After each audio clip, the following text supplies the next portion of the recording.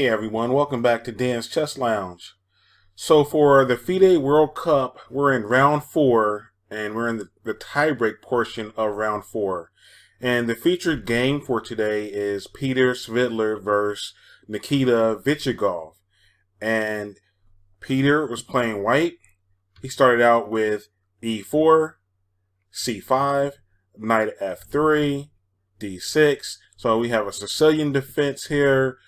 Bishop b5 check. This is the Moscow variation, sometimes called the canal variation. But basically, bishop b5 is played here, and this line or this variation tends to avoid some of the heavily theory and booked up lines that you would get in like a Najdorf or something like that.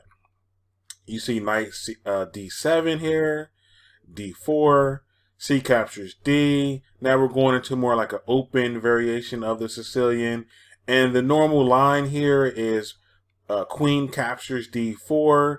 And you might be thinking that isn't it kind of early to bring out your queen in the game? But it's not as harmful here because normally the knight would be on B8. That B8 knight would jump into C6, and then that would attack the queen and force the queen to leave and lose tempo and things like that. But since that knight is already on the D7 square, the queen is safe and sound right there in the center of the board. And if black would try maybe like E5 to disturb the queen, then they would have the repercussions to deal with their backwards D pawn. So the queen is fine right there. But Peter decided not to play that way. Instead, in the game, Peter played the less common knight captures on D4 right there. So then you have knight G F6, castles, A6 hits the bishop there. Bishop A4 retreats, E6. Now black is looking to get his bishop out, and then castle. C4 here. This kind of signifies the start of a Maroczy bind structure. Bishop E7, knight C3, castles, queen E2. Now this is an interesting position here. I'm curious to see how Peter is going to play this position. Normally, white, has the initiative in these type of positions because they have so much space. They have a lot more space than black. While black is lacking on the space side, their structure is certainly very solid, well put together, and it's very hard to break down and attack.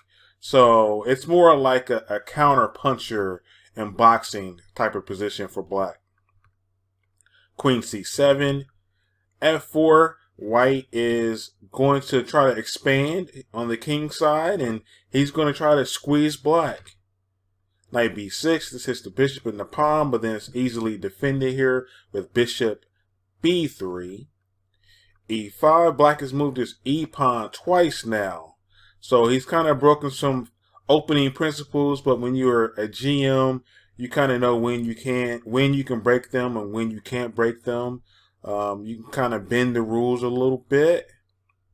His intentions, of course, is to play in the center of the board, challenge the knight.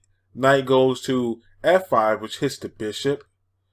So black sweeps that knight off the board there. Bishop captures knight. Pawn captures bishop. Rook Fe8. This is a great spot for the rook. The rook is facing off against the queen there on E2. And with just a few moves, that whole file can be open. And so that's a great spot for a rook. Aaron Nimzo told us all that rooks belong on open files. So you have G4 here. And this just gets a wow for me. This gets a wow comment for me. Peter Svidler is not caring at all about his king safety.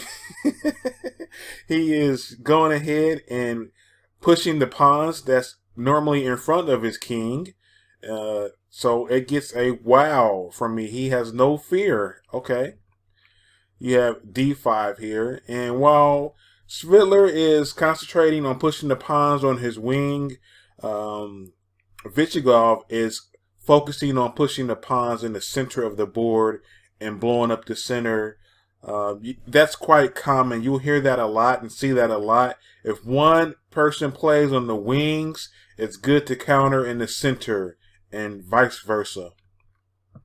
C captures D, knight captures, bishop captures, knight captures. So you have some trades going on in the center. And this was interesting to see that Vitiugov actually gave up a piece there. He sacked the piece because of Peter's exposed king. So he gave up his knight there in the center to maybe build up, some type of an attack, on the exposed king. It's going to be interesting to see if it pans out. Knight E3, E captures, and now you have bishop hitting the rook there on F4. The rook drops back to protect, and this is kind of his pseudo attack, or this is kind of like the attack that he was hoping to get. He's got a lot of play in the center of the board. He's got the bishop, he's got the queen, he's got his rook, all hitting the knight there. The queen is kind of pinned, can't get out the way. So he has some pressure in the middle of the board, and this is exactly what he was going for. But he needs more. This is not going to be enough. Let's see what else he can do. You have rook A D8, king F1. So the king is trying to get out of the pin so the knight can move. Queen D4, A4, Queen E4. Now, Vitiugov is trying to improve the position of his pieces slowly but surely, so he can try to maybe swing that rook down. Even if he can swing the rook down to, let's see here, if I can get my arrows to work here. And so then he'll have another attacker, on the knight there. You have rook A3. It's a great prophylactic move there, stopping that threat. Rook C8. This hits the undefended bishop there on the back rank. Rook C3, and now the rooks come off the board. Peter is happy to see that, because another fundamental is when you're up material, you want to trade pieces, so then you can go into a winning endgame. So Peter is happy to get a pair of rooks off the board. Queen captures on A4 here, and king G2. The rook goes back, king F2, and now you see what Black's plan here is now at this point. So Black is like, okay, well, I'm not going to be able to win tactically during the middle of the board or in the center of the board, but now, since I won that A pawn, I do have 2 pawns for the piece, and now I have this outside pass pawn. Maybe I can run this pawn down here and make a queen, something like that. So that's kind of like Vitiugov's plan as of now. H4, so Peter is not going to sit idly by. He's going to push his pawns as well and keep playing on the king side. So you have H4 hitting the bishop, bishop retreats, Queen C2. Of course, he wants to trade off material. That is declined right there. Queen C6, G5. Look at his pawns on the king side. It's just amazing how he's pushing the pawns that's normally in front of his king. Wow. So bishop takes on C3. So Black grabs another pawn. So now he's got 2 passed pawns on the queen side. So that's what he's banking on now. Knight D1, bishop B4. So now the queens come off the board. This has to be beneficial for Peter here. What side would you rather play? Let me know in the comment section. Would you rather be black or white here? Look at the pros, look at the cons. White does have an extra piece. It's got the extra knight. But black has compensation as far as he has the 2 outside pass pawns on A5 and C6. Those pawns can easily become 2 queens. So, which side would you rather play? Okay, you have Rook D3, King F8, King F3. So now the kings are being active because that's another fundamental is you want to have an active king in the endgame. Rook E1, this hits the pieces on the back rank. Bishop B2, Rook F1, check. King G4, it also protects the pawn there. That's on F5. Rook G1, check. The king goes to H5. And this position here, it looks kind of crazy because the king is on H5 and it's so close to Black's pawns here that it looks like at any moment there could be like a pawn push and checkmate could come from a pawn. You know, is the king safe on H5 or is it sheltered and okay? Like this is a crazy position. King G8. Now you have Rook D8. Check. Now it looks like Vitiugov fell for like an easy beginner back rank mate, but you know, as we all see, the bishop does protect. It can go back to F8. So we've come to a critical point in the game. Pause the video right here if you would like to try to figure out how white should proceed at this point. What would you do? What would you play here? Okay, so for those of you who did pause the video and try to figure it out, the best move in the position here is bishop captures on G7. Yes. Look at that position there. King captures, F6 check, and now you have King G8. Because if you go to H8, then you would have checkmate. So the best move here is King G8. So how can Peter, you know, improve on his position right here? What's not in play? Well, the knight's not in play. He needs to get that active, right? So you have knight E3. And that knight is a menacing knight. It's marching up the board with bad intentions, as we can see.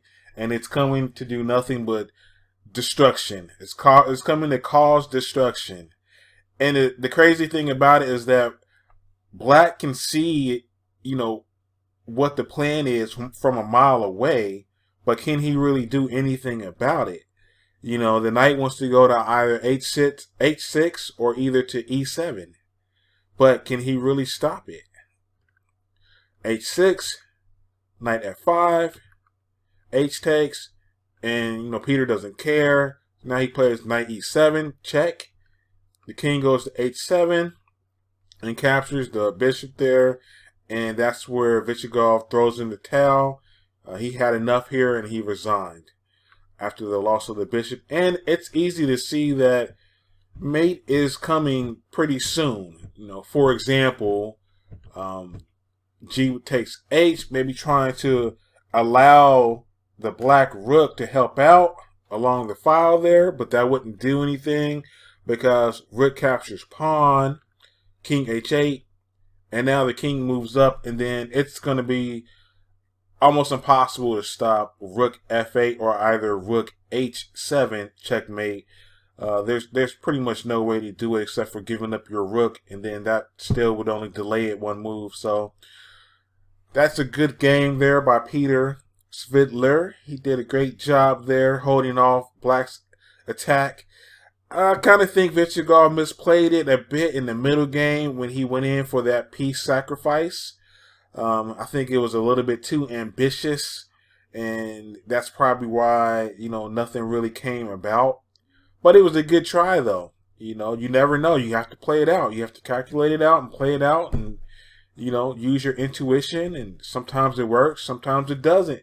You know, he gave it a shot. So, good game from the both of them. So, with this round ending, we're going to be moving into the Elite Eight, the round of the Elite Eight. And some of the notables that have advanced is Magnus Carlsen, Alexander Grischuk, MVL has advanced, and the one lone American left in the field is Sam Shanklin. So this tournament is turning out to be a really good one. It's an exciting tournament, and there's a lot of good heavy hitters in the tournament. So I'm enjoying it. I hope you're enjoying it as well. So that's all for today. I hope you enjoyed the video. Don't forget to comment, like, and subscribe. Till next time.